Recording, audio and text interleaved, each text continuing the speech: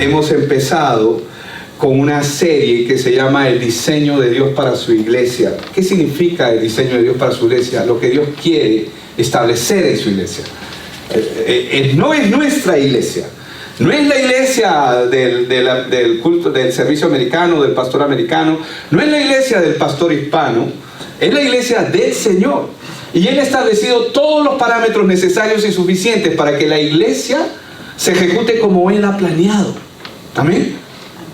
Todo está escrito, todo está dado, pero no es nuestra. Es privilegio, dice, del rey indagar, dice en Proverbios.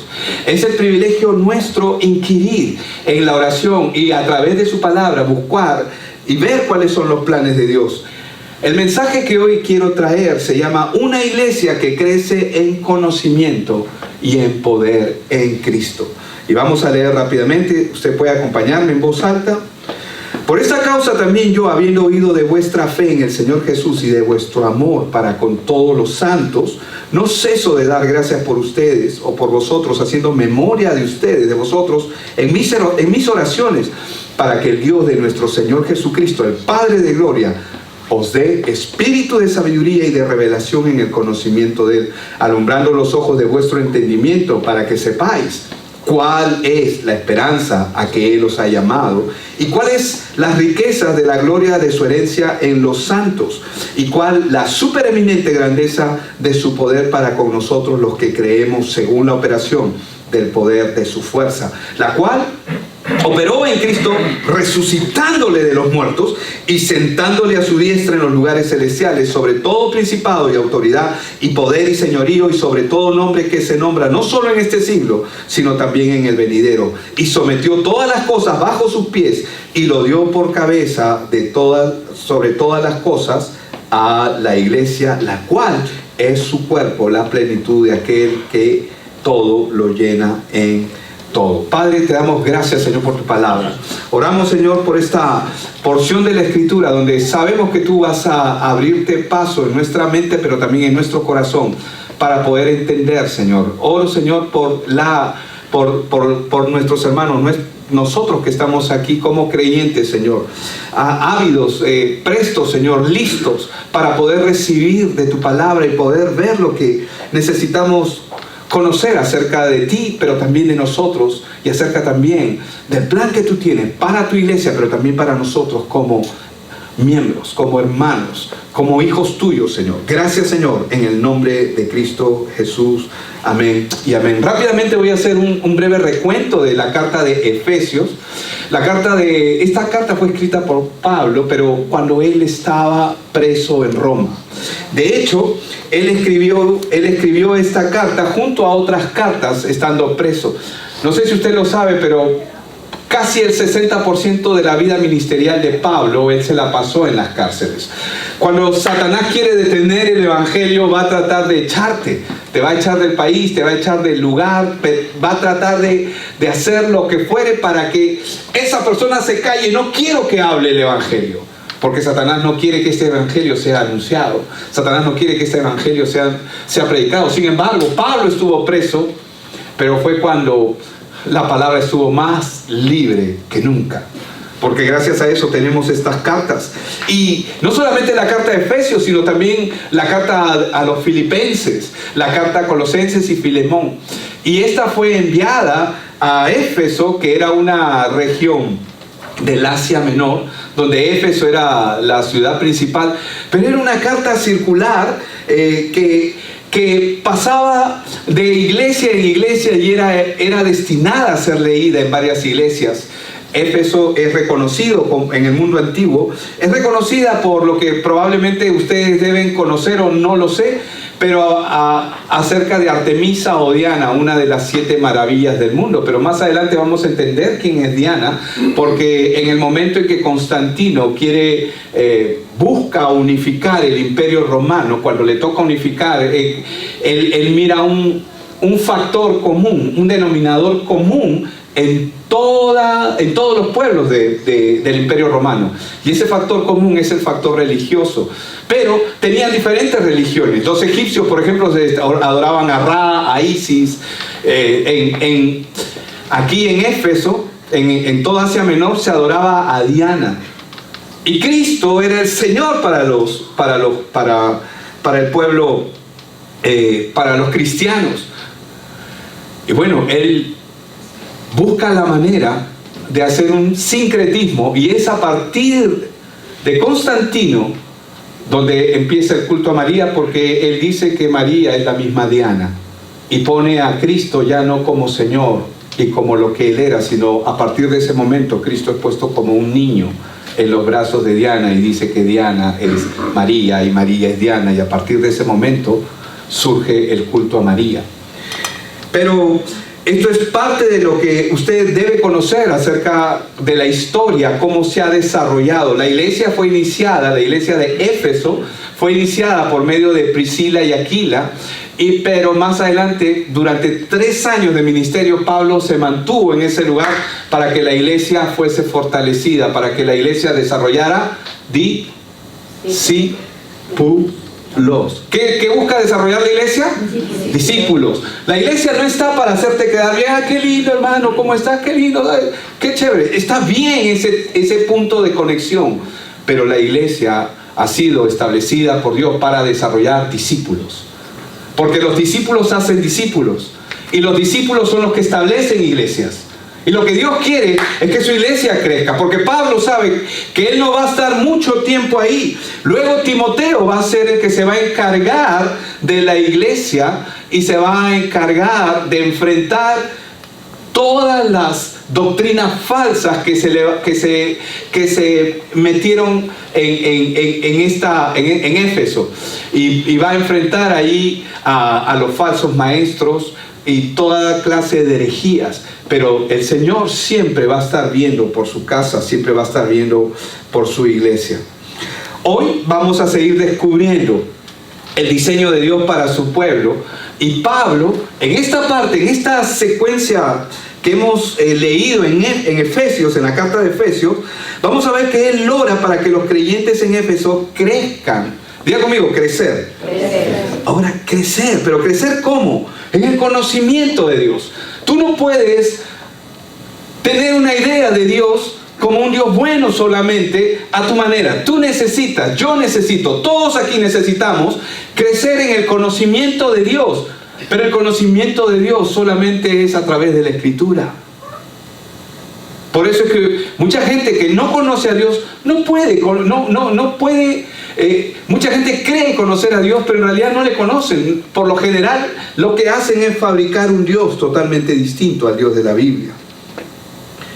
Y Pablo va a enseñar aquí que el creyente debe también vivir confiado en la obra que Dios ha hecho. La buena obra que Él ha empezado, Él la va a perfeccionar. Va a perfeccionarla. Pablo ora para que los creyentes en su oración puedan tener verdadera madurez, crecimiento espiritual, madurez espiritual, y puedan comprender la obra de Cristo. Hoy vamos a aprender que una iglesia madura es aquella que conoce mejor a su Dios.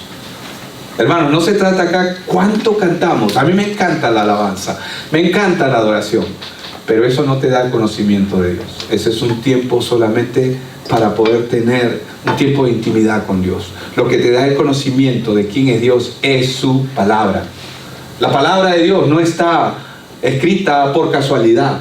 No es un accesorio en tu biblioteca o en mi biblioteca. No es un accesorio más en la casa. Hay gente que deja la Biblia abierta en su casa. Es como si fuera una cábala, ¿no? Para que los espíritus no entren, ¿no? Y dejo la Biblia abierta ahí. Pero nadie la lee.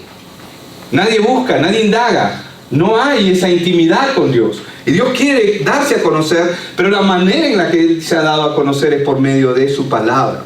Ahora, una persona madura es aquella que conoce mejor a Dios, entiende la esperanza que Él tiene, que en Él hay, y vive confiado o confiada en el poder de Cristo resucitado. Hermanos, el Espíritu Santo resucitó a Cristo de los muertos, y un día, cuando Él regrese, nosotros también seremos resucitados de los muertos. Y yo espero que todos los que estamos aquí seamos resucitados para vida eterna. Amén. Vamos a empezar con el primer punto. Una iglesia que cree en el conocimiento, que crece en el conocimiento de Dios. Vamos a ver qué nos dice aquí Efesios. Dice: por esa causa también yo, habiendo oído de vuestra fe en el Señor y de vuestro amor para con todos los santos, dice, no ceso de dar gracias por vosotros, haciendo memoria de vosotros, dice, en mis oraciones. Dos cosas claras nos deja Pablo aquí. Dos puntos claros. Dos cosas claras en la vida de los efesios, en la vida de la iglesia. Primero, nuestra fe en Cristo. Nuestra fe en Cristo significa conocer quién es Él, por qué vino, para qué vino, por qué Él es la única respuesta. Pastor, ¿por qué no María? Pastor, ¿por qué no Alá? ¿Por qué no Buda? ¿Por qué no Krishna? ¿Por qué no otros dioses? ¿Y por qué están esos dioses? ¿Y por qué tengo que poner mi fe en Cristo? La diferencia entre el cristianismo y las demás religiones es que todas las religiones siempre te van a llevar: sé una buena persona, sé un buen esposo, sé un buen padre, sé un buen hijo, hace bien y todo te va a ir bien. Pero la Biblia no. No estoy diciendo que la Biblia no nos demande eso. Lo que la Biblia te dice es que tú eres un miserable pecador que has nacido muerto. Estás arrastrado por el pecado y no hay perdón para ti. Perdón la dureza con lo que lo he dicho, pero esa es la verdad. No hay oportunidad para el hombre. El hombre nace muerto y sentenciado. Y no hay forma en que el hombre pueda cambiar esa situación, esa condición en su propia vida. Por eso vino Cristo. La Biblia es el único documento dado por Dios que nos dice cuál es la condición del hombre y qué es lo que el hombre necesita. Todas las demás religiones te dicen: pórtate bien, haces bien y todo va a salir bien. Pero no te llevan a ver tu condición. Por eso es que no hay salvación. Las otras religiones, ¿qué te prometen? No te pueden prometer nada, porque no hay nada ahí. No hay nada. Pablo no se conforma con eso. Él ora para que reciban espíritu de sabiduría y de revelación en el conocimiento de Él.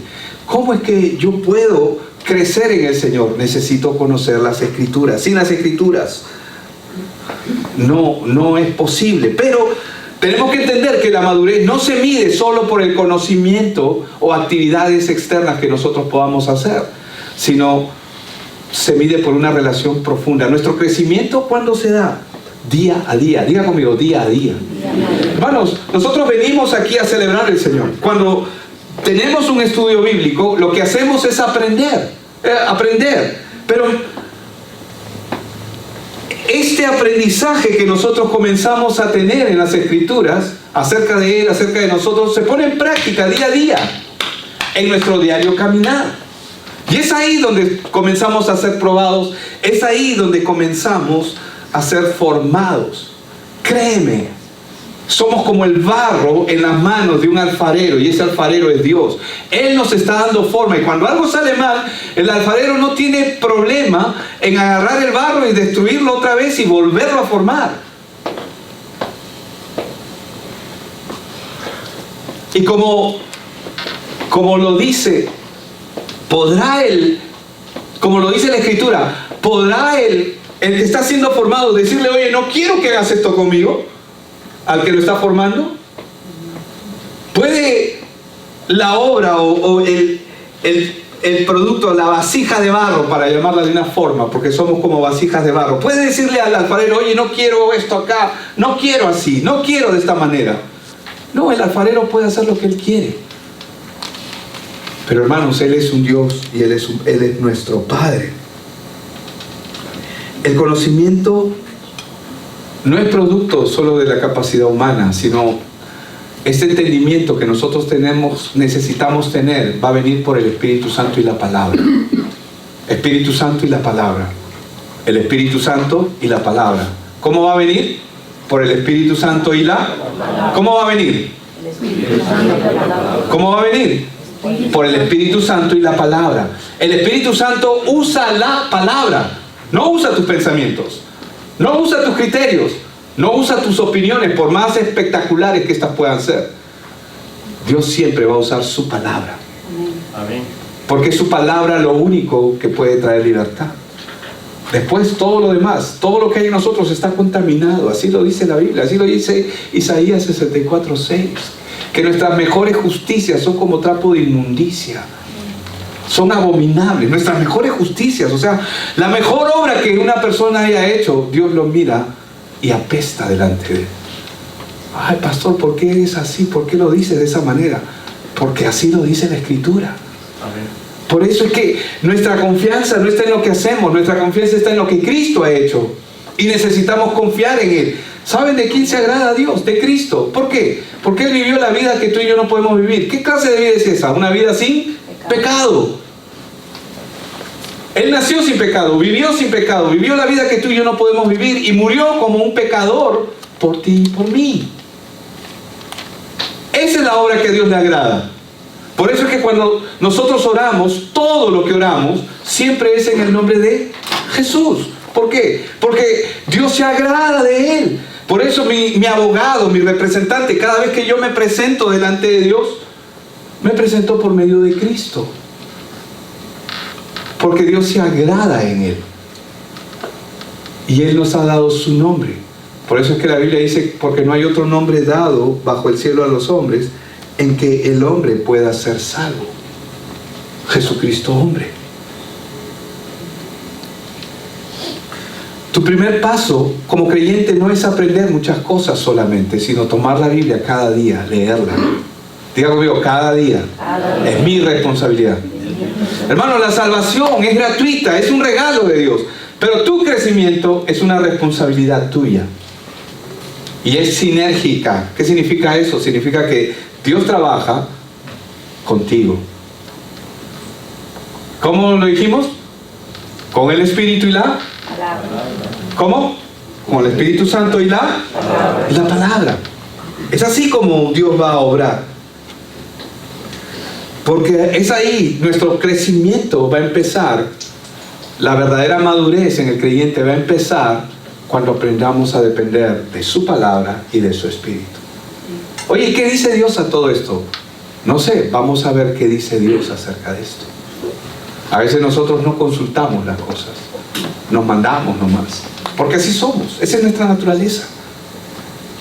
Una iglesia que vive en la esperanza y la herencia de Cristo es otro de los puntos que Pablo está exhortando aquí. Y esto lo vemos en un solo texto, ¿no? Dice, alumbrando los ojos de vuestro entendimiento, dice, para que sepáis cuál es la esperanza que Él os ha llamado y cuáles las riquezas de la gloria de su herencia en los santos. Hermanos, Pablo ora para que los ojos del entendimiento de los creyentes sean alumbrados. ¿Sabes por qué necesita orar por eso?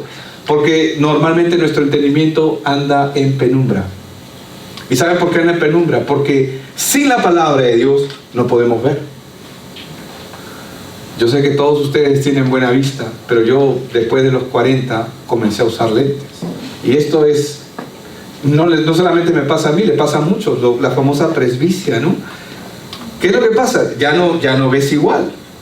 Y a veces yo digo, y yo compré esta Biblia, me dijeron que eran letras grandes, y cuando las veo, oye, estas letras son grandes, serán grandes para mi hijo, para un muchacho, para un adolescente, pero para mí yo las veo, todavía las sigo viendo pequeñas. Pero, ¿por qué hablo acerca de este tema? Porque si yo no puedo ver, si no tengo la capacidad de ver correctamente, voy a hacer las cosas mal. Nosotros necesitamos que Dios alumbre los ojos de nuestro entendimiento, comprender quién es Cristo, saber lo que Él ha hecho, comprender mi función aquí en la tierra, cuál es mi responsabilidad. La iluminación o ese alumbrar es obra del Espíritu Santo. Él es quien abre nuestra mente para comprender la verdad y para aplicarla. Por naturaleza el hombre natural no percibe las cosas espirituales, como lo dice aquí en la Escritura. Pero el hombre natural dice, no percibe las cosas que son del Espíritu de Dios porque para él son locura y no las puede entender porque se han de discernir espiritualmente. Hermanos, tenemos que entender que el hombre ha nacido muerto espiritualmente. Pero cuando venimos a Cristo recibimos vida nueva. Pero aún no tenemos la capacidad de ver el mundo espiritual. ¿Usted que está en Cristo tiene la capacidad de ver ángeles, demonios caídos? No. ¿Por qué? Porque aún estamos separados del mundo espiritual. Entonces, los lentes que me permiten ver el mundo tal como es, como yo debo de ver el mundo, es la palabra. La palabra son como las gafas que empiezo a usar para poder ver mis circunstancias, mi situación, cada detalle en mi vida, para empezarlo a ver de manera correcta. Por eso es que dice: el hombre natural no percibe las cosas que son del Espíritu de Dios, porque para él son locura y no las puede entender, porque se han de discernir espiritualmente. Pablo lo que quiere es que cada creyente vea claramente la esperanza a la que Él nos ha llamado. Y saben, para ver esa esperanza necesitamos primero conocer nuestra condición, conocer lo que Él ha hecho, conocer quién es Él. Porque solo en la medida en que nosotros le conozcamos, vamos a poder apreciar y darle el valor que verdaderamente Él tiene. Amén. La Biblia dice que nosotros somos linaje escogido, mas vosotros sois, dice, linaje escogido, real sacerdocio, nación santa, pueblo adquirido por Dios, para que anunciéis las virtudes de aquel que os llamó de las tinieblas a su luz admirable. ¿Qué significa eso? Que Dios nos ha llamado, nos ha escogido, porque Él nos ve así. Somos el pueblo de Él, somos su pueblo. Y por último, el otro punto que se toca en este texto que hemos leído en Efesios, es que una iglesia que va creciendo confía en el poder de Cristo resucitado. Es decir, a pesar de que yo no vea las cosas como las quiero esperar, porque muchas veces nosotros queremos que Dios haga, o estamos esperando una respuesta de una manera, pero por lo general Dios nos responde como Él quiere. Lo podemos ver acá. Dice: ¿y cuál la supereminente grandeza de su poder para con nosotros los que creemos, según la operación del poder de su fuerza, la cual operó en Cristo, resucitándole de los muertos y sentándole a su diestra en los lugares celestiales, sobre todo principado, autoridad y poder y señorío, y sobre todo nombre que se nombra, no solo en este siglo, dice, sino también en el venidero, y sometió todas las cosas bajo sus pies y lo dio por cabeza sobre todas las cosas a la iglesia, la cual es su cuerpo, la plenitud de aquel que todo lo llena en todo. El punto máximo de la oración que Pablo va a hacer aquí es que los creyentes comprendan la supereminente grandeza del poder de Dios que opera en Él y que opera ahora en nosotros, los que creemos. Dios quiere que el hombre entienda que Él está con nosotros. Pero hermanos, necesitamos aprender a conocerle. También necesitamos aprender a orar correctamente. Porque la mayoría de nosotros oramos o queremos las cosas a nuestra manera. Ahora, este poder no es teórico, es el mismo que resucitó a Cristo de los muertos y lo ha exaltado sobre todo nombre y sobre toda autoridad. Cristo, la Biblia nos enseña que Él es la cabeza de la iglesia. ¿Sabes lo que eso significa? Quiero que mires un cuerpo humano, puede ser el tuyo. Hay un cuerpo, pero hay una cabeza. Tu propio cuerpo. Tu mano no hace nada que tu cabeza no comande. ¿Es así o no es así? Y el cuerpo está unido a la cabeza. ¿Por qué Dios estableció su iglesia? Hay gente que dice: no, yo no necesito una iglesia. Otro gran error. Yo lamento de que existan iglesias que lamentablemente en realidad no son iglesias, son, como la Biblia podía mencionarlo, son un lugar donde Satanás se ha metido, se ha infiltrado y ha destruido los propósitos claros que originalmente tiene la iglesia. Y mucha gente se lleva una mala impresión, una mala experiencia, porque siente que le están robando, siente que le están haciendo, que lo están manipulando. Pero esa no es la iglesia del Señor. Cristo no manipula a nadie. Él no necesita manipularte. Pero el hombre lamentablemente sí lo hace, porque el hombre no deja de ser hombre y no deja de ser corrupto en su naturaleza. Y si no hay evangelio en su vida, va a decir cualquier tontería o va a hacer cualquier cosa. Cristo es glorificado y Él es la cabeza de la iglesia, la cual es su cuerpo. Eso significa que la iglesia no tiene vida ni dirección fuera de Cristo. Nuestra identidad, nuestra misión y todo proviene de Él. Todo lo que el cuerpo hace viene comandado por la cabeza. Por eso es la insistencia que nosotros tenemos. ¿En qué?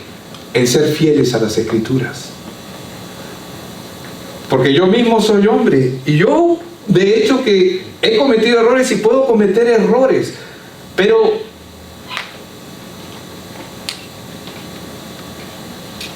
mi ancla es la palabra.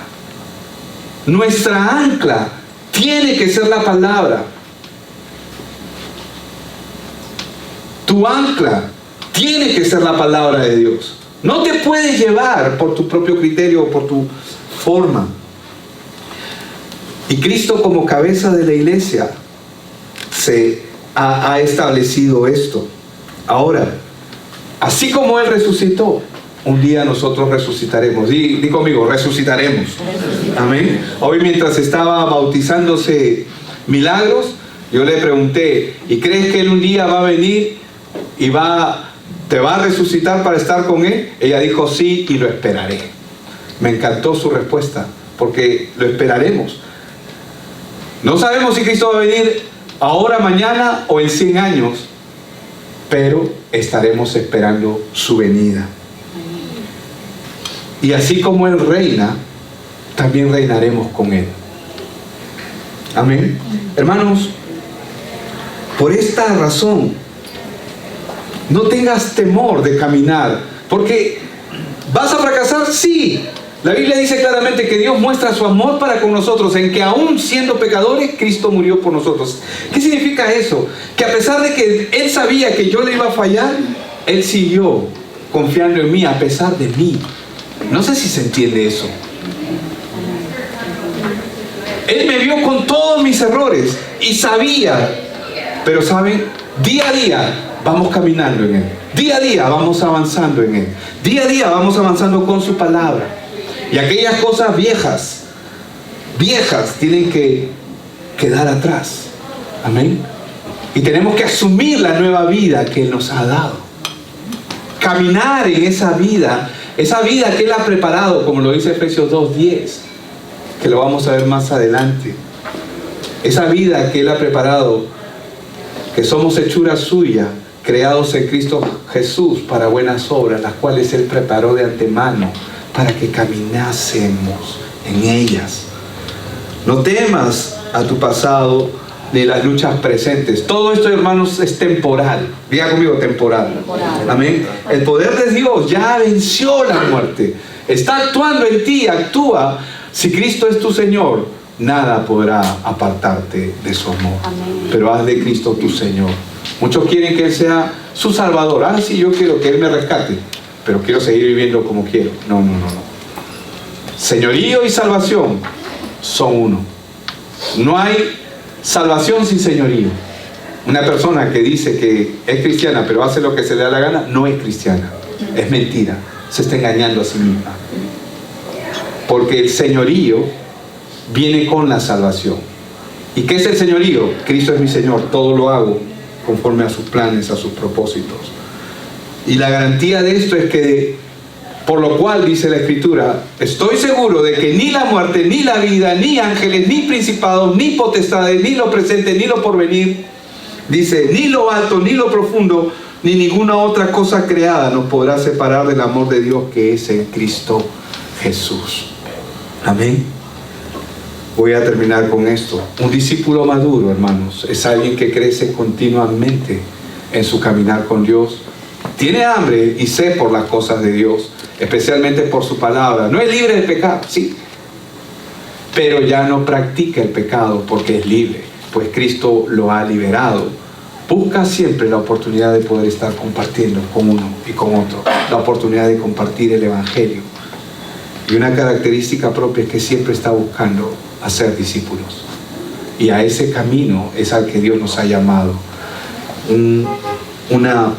Un discípulo que está madurando exhibe el fruto del Espíritu Santo consistentemente, que es amor, gozo, paz, paciencia, benignidad, bondad, fidelidad, mansedumbre y dominio propio. Amén. Vamos a ponernos de pie, hermano.